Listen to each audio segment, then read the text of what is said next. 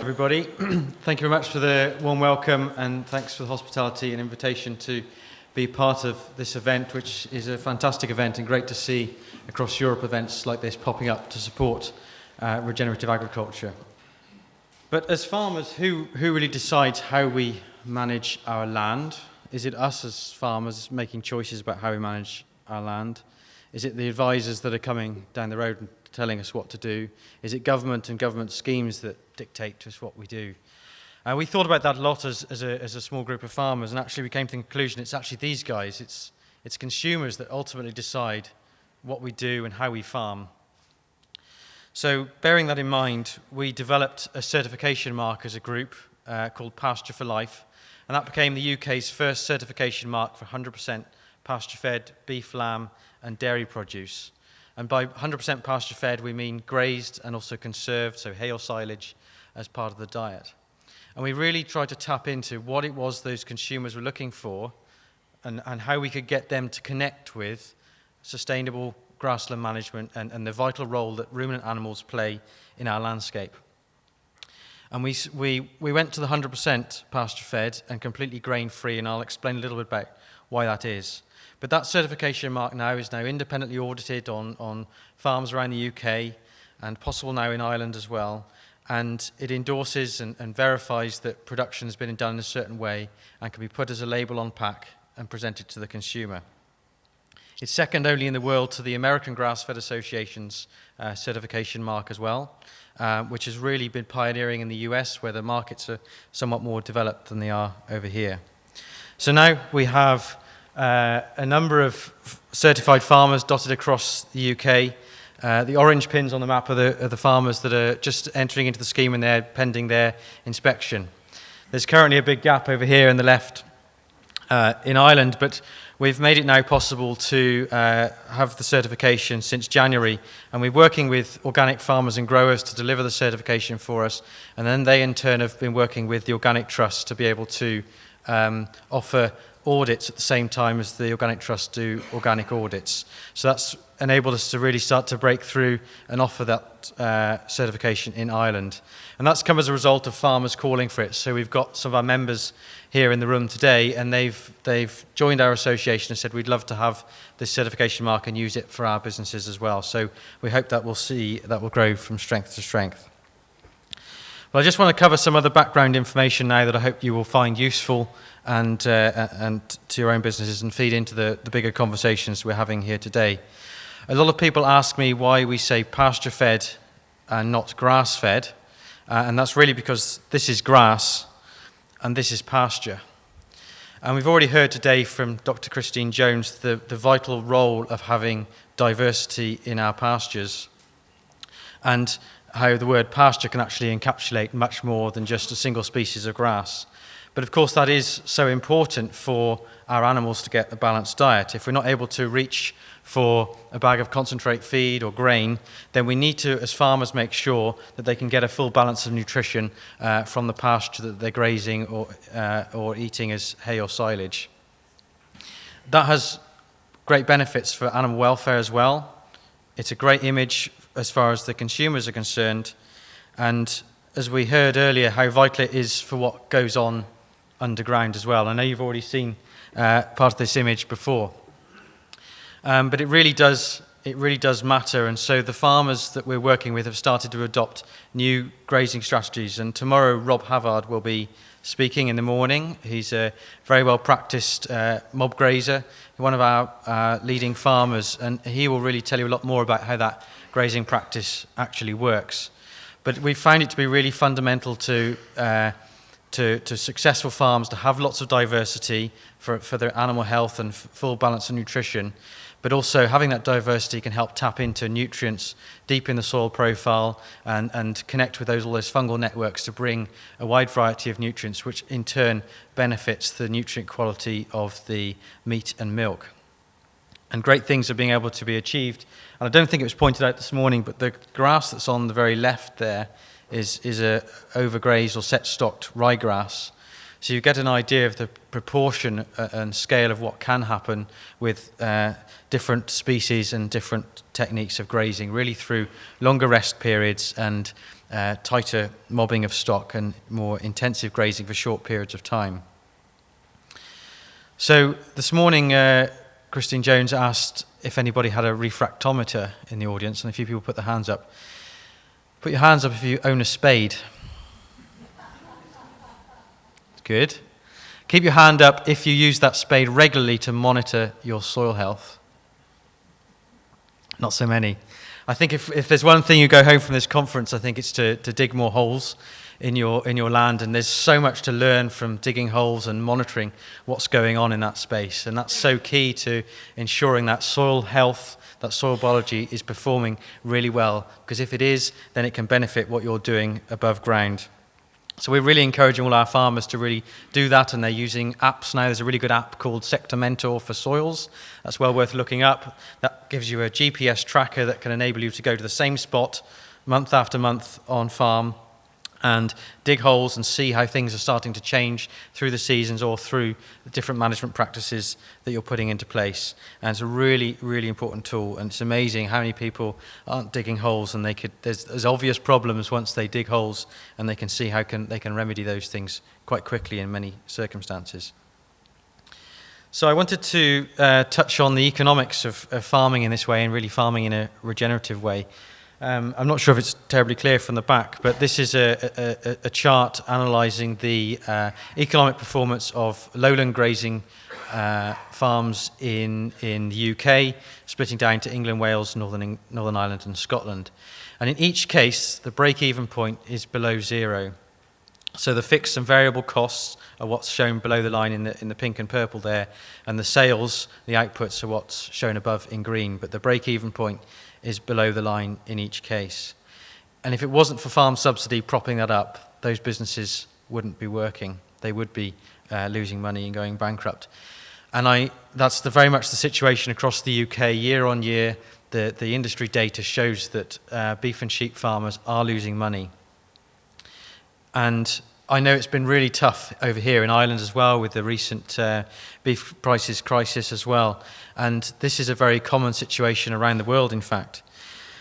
So what really can we do about that, especially as the future of subsidy payments are looking quite uncertain at the moment? And we've really looked hard at the farming system we advocate and how it can be done and how it can be profitable. And we have developed this booklet, which is called Pasture for Life, It Can Be Done. And there's a few copies of that outside on our trade stand, and I definitely didn't bring enough copies because they've nearly all gone. But if there's none left, do put your name on the sign-up list there, and I'll be sure to email you an electronic copy. But I wanted to flick back to this slide that Dr. Christine Jones also showed this morning. That's fundamental to our conclusions from that It Can Be Done project, is that higher outputs don't necessarily mean higher profitability for farmers. And this is the research from Canada that showed that over time, over the last 50 years, farmers have increased productivity from farm, but their profit margins have dropped. And that's really worrying, because and this graph shows that at each stage in history, different technology has come in: four-wheel drive tractors, pesticides and herbicides, GM crops, and other forms of technology that's actually taken away farm profitability. And that, as farmers, that's something to be really concerned about. So what our research really showed with It Can Be Done is how, by farmers investing in their knowledge, and they could take back and use nature and biology to increase their profit margins by achieving a degree of productivity, maybe not to the full extent of before, but achieving a degree of productivity, but still achieving higher profitability. And there's a saying that's really relevant to this, which is: productivity is vanity, profitability is sanity. That's really important to remember. And I think from the conversations I've had and heard here, it raises concerns for me, the advice that is given for applying and using nitrogen fertilizer, which I think Christine made a good case, doesn't necessarily deliver higher profits. It doesn't necessarily deliver the right things for your soil health. And so it's really something to think about, how you can avoid doing that. Of course, it's not easy to transition from a situation where we are dependent on inputs to a place where we're not. And so that's why the work of our organisation has been so crucial, to help those farmers invest in their knowledge and learn from one another to actually overcome some of those challenges. And what the It Can Be Done project really showed is that there's farmers all over the UK and now in Ireland as well that are making this work. They're feeding just pasture, grain-free, and they're making it work on all sorts of different climates, different grass types, different soil types, and all sorts of different weather systems. And what's been really interesting, that there are some really crucial ingredients there about soil health being really well looked after and working well, grazing management being well managed, and having the right animal genetics. But the thing that affects all of those three things is what's between these two ears here, and that's the farmer knowledge and attitude towards a different approach. So many farmers have had to relearn a lot of what they've done, and I know it's great that you're all here because you see that there's actually another way to do the things, to farm the way that we're farming, and that's the really start of overcoming this transition and getting ultimately more profit back into your business. So I really wanted to touch on consumers today as well.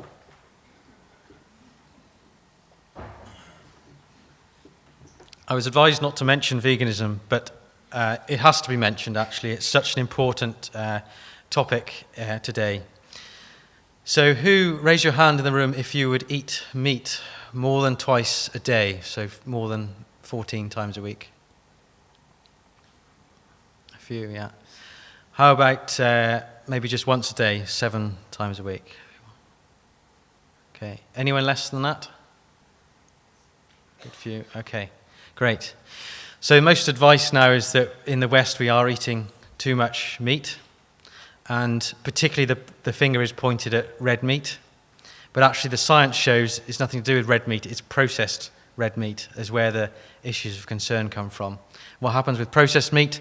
Lots of chemicals and preservatives are added to those products, and so there's potentially a really close connection between all those additives to the processing of meat that are really perhaps the problem. But of course that's set in train for consumers a real concern and fear to eat red meat.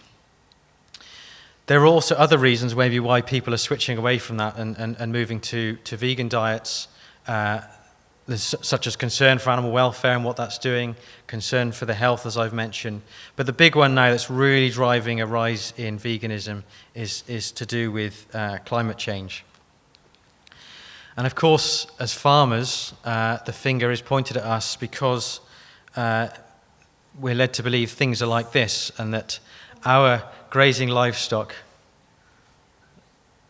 are a big part of the problem.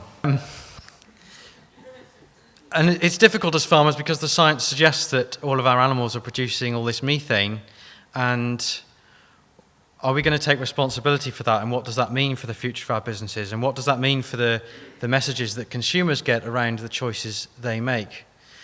Now, we all know how vital those grazing animals are to our landscapes and grassland landscapes, and in the UK, for example, 2/3 of the farmed landscape is pasture. That is what it naturally does. That's what is the natural ecosystem, and these animals are so important to that. So it's quite hard to come to terms with how that's going to pan out for the future. But I'd like to dispel some myths on this.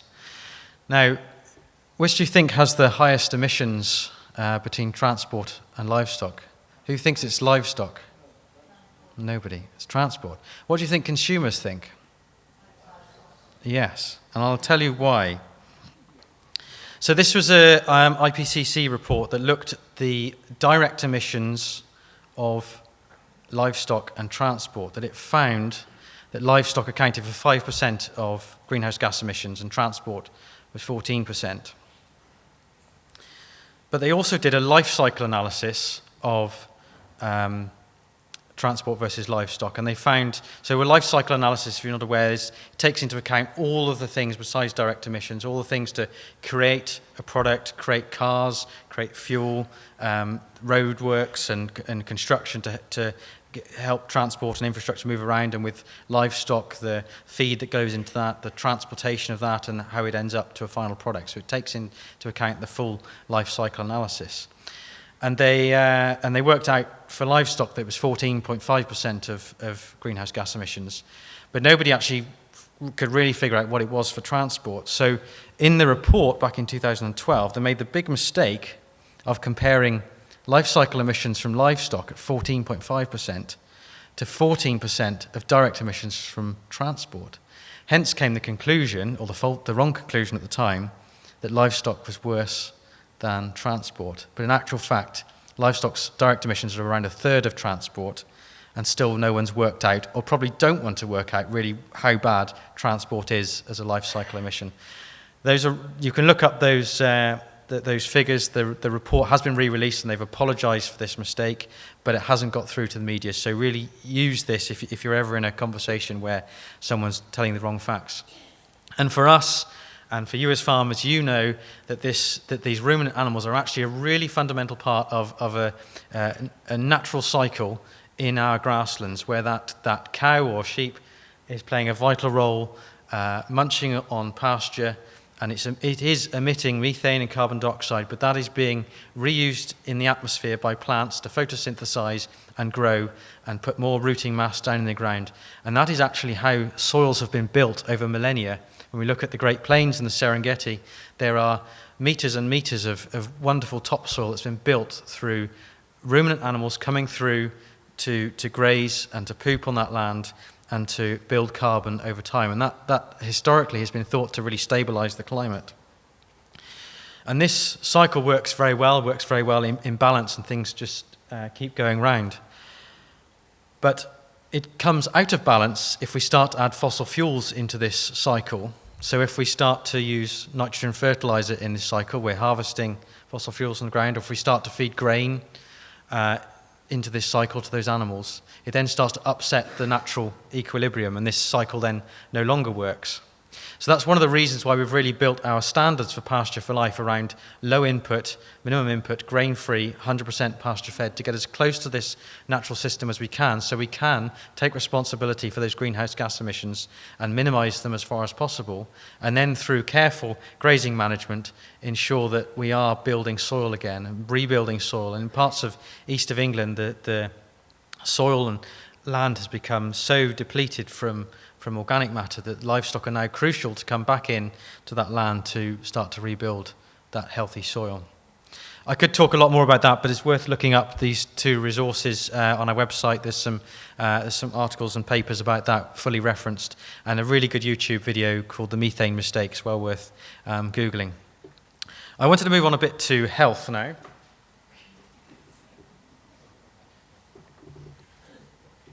Some of you may be aware in the past of the story fat versus sugar, and how sugar actually won and was seen as a good thing, and fat wasn't. This was sort of in the 1970s, and it really suited industry to promote sugar because it required a lot of inputs. There were a lot of people could make money through that, whereas they just couldn't using natural fats. But actually, natural fats were a fundamental part of our caveman diets. Or anyone that's following the paleo diet nowadays, that's a strong component of the diets, and that is really what we as humans and our digestive systems are built to digest, not high sugar foods, and it has resulted in real health problems in society. When we look at some of the nutritional analysis we've done of Pasture for Life certified products, it throws up that there are quite a few really strong benefits for animals being reared in that way, and the produce that they provide. In particular, the animals, that the produce is much higher in things called omega-3 fatty acids. Those are really important for human health. It's very difficult for us to source omega-3 fatty acids from many other sources, except maybe oily fish. There's not many fish left in the sea, so we have to look at other good alternatives for omega-3. Omega-3 is really important for brain health. It's a key component of building brains and memorizing stuff, so it's a great selling point for pasture-fed produce. And there's many other things as well that really indicate what's happening in nature in photosynthesizing processes, these complex molecules and building blocks in plants and chlorophyll that are key to photosynthesis happening, that is then getting into the animals' meat and milk. It's even making them healthier, it's claimed now. And those complex proteins, those ruminant animals with 4 stomachs, are specialized to turn them into meat and milk and wool and leather that we can have real use for. And the impact of feeding grain to animals that have been on 100% pasture-fed diets is quite remarkable, how quickly those omega-3 fatty acids can drop away. So this is some research from the States that analysed 3 types of omega-3 fatty acids and showed just within a month how those levels almost halved and then continued to dwindle away as grain was fed to those animals. We've done some of our own research on pasture-fed dairy produce as well. So one of the other benefits of pasture-fed produce is it's actually lower in omega-6. We need some omega-6s in our diets, but not too many, because they can be quite inflammatory for our health. And this research showed how pasture-fed produce was delivered an even lower ratio of omega-3 to omega-6 fatty acids, which is an even better health benefit for humans compared to organic and furthermore conventional. I should say that organic production works really well with our farming system. About 50% of our farmers are also organic as well, and it couples really well together. So we've got nothing against organic, but what this shows is how much further things can be taken, being more prescriptive on the diet. So I think the challenge ahead of us, and the Minister alluded to it earlier, there's some big challenges around how agriculture goes forward, and really can we deliver all of these things to improve human health, bring nature and biodiversity back onto our farms, and capture carbon. And banded around in the UK is certainly this target to achieve net zero emissions by 2040. From what I've seen and what I'm hearing going on here in Ireland, I think that is very achievable, but it will require us to think differently and roll out new practices and new approaches to how we farm. But we're not on our own, because actually there are growing numbers of consumers that are with us to support this. And I wanted to show you some very cost-effective, cheap market research that anyone can access via Google Trends, and look at how different search terms on Google are being looked up and searched for. So this graph shows the UK searches for grass-fed. And as you can see, really, since about 2010, it's sort of steadily increased, and quite remarkably. What's even more interesting is to compare searches for grass-fed beef with organic beef in the UK. And we've seen that the searches for grass-fed beef have really caught up with organic beef. And then we can look at the same thing globally, and how grass-fed has actually really overtaken searches for organic globally. And as I said, things work really well with organic, but this is an indication of a changing consumer trend and a very digitally focused consumer. So we're really trying to tap into them now and get across the message of how they can support regenerative farming through pasture for life, buying pasture for life produce. But supply chains are incredibly complex to get from the raw producer on the left, the farmers, the raw product, through to the final customer and the consumer on the right-hand side is a huge challenge. And there's some often real linchpins in the middle that might be processors or specific retailers that have so much bearing on that supply chain and how complicated it can be. Whilst we've been working on the left as a farmer group trying to push product through this supply chain, actually we've come to the realization that's the wrong approach. We need to jump ahead to the right-hand side and engage with the consumers and get them demanding and pulling the product through all this complex network and supply chain. Because at the right-hand side, those businesses and retailers respond to changing consumer demands, and then it will pull product through. So we've just this summer launched a film where we've really tried to create that market pull, and I just want to show you that as I close. And we've developed this really by trying to understand consumers, and especially now younger consumers, millennials, who don't just want to be shown a label and told a strap line. They want to experience something. So we've really tried to engage that in this film. So I'll just play that. If you care about the quality of your meat and dairy, then ask for Pasture for Life next time you shop. Pasture for Life animals are 100% grass-fed and totally grain-free. They graze in wildflower meadows and lush green pastures filled with herbs and grasses. These plants enrich the soil and attract and support insects, birds and small animals. They also make the cattle and sheep that eat them healthier. And by not eating any grains, their carbon footprint is lower.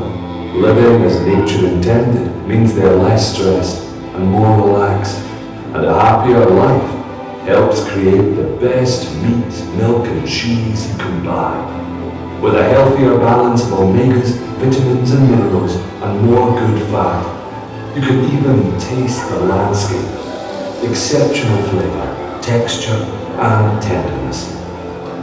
Pasture for Life is a more natural approach.